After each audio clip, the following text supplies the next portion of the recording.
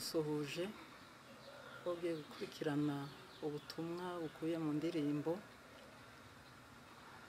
Turagira ngo udufashe dushimire Imana yabanye n'abana igatanga impano nziza ku babyeyi ndetse n'itorero, kugira ngo abana babashe kwitoza muri gahunda y'iby'Imana kandi babashe kuvuga ubutumwa. Izina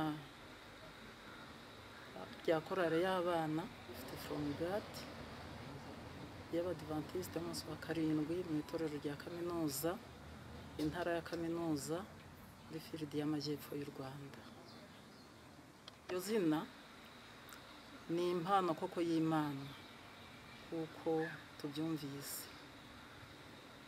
Abana rero bafite ubutumwa bwiza bukubiye mu ndirimbo nk'uko nari maze kubivuga, kandi barifuza yuko bwakwira bukagera hose, bugafasha imitima ndetse bukazabasha gucyura abantu mu bwami bw'Imana.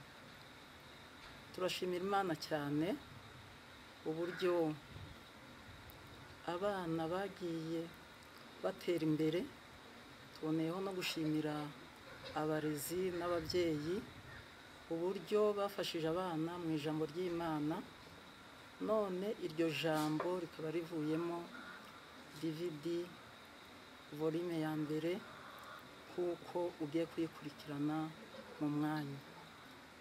Reka rero tugusabe kugira ngo uyikurikirane ubwitonzi, ubushishozi, ubwenge, ukuremo ibyagufasha bizatuma wakura mu bya mwuka, ndetse unasabire n'aba bana cyane kugira ngo umurimo wabo uzabashe kubageza kure, wambuke n'imipaka, kuko ubutumwa bukubiye mu ndirimbo ni ubutumwa bwiza butagira aho butangirwa, kandi twizera yuko buzafasha benshi.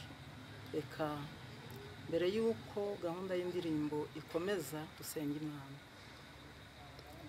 Mwami w'icyubahiro, turagushimye kuko uri uwo gushimwa, uri Imana y'agakiza kacu. Turagushimira impano nziza watanze, ugatanga ubutumwa bwiza, ugakoresha abana. Mana yacu uhabwe icyubahiro. Turagusaba kugira ngo ubu butumwa buzagere hose, uzakuza abantu, uzabageze ku ngoma y'Imana. Kandi Mwami, dusabiye abana, dusabiye ababyeyi kugira ngo bafashwe nawe Mwami aheza mu ijuru. Data, abana bo mu itorero ry'Abadventiste b'umunsi wa karindwi, turifuza yuko ubwo butumwa bwabo batwaye bakurura abandi bana ubazana kuri Kristo. Ngaho rero Mwami, gira buri wese ugiye gukurikira iyi gahunda mu izina rya Yesu. Amen.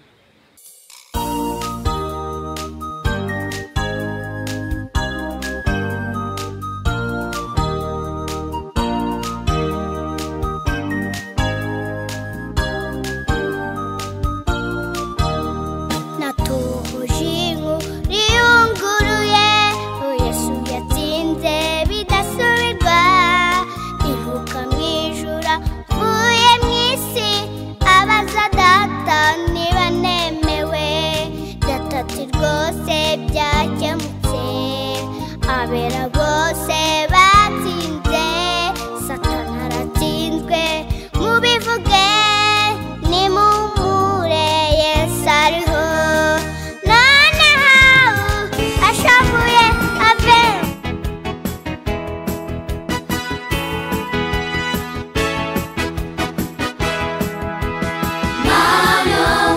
Mano y'ijuru, mwana wanjye, amabwiriza kandi nuyakurikiza uzagira amahoro asesuye.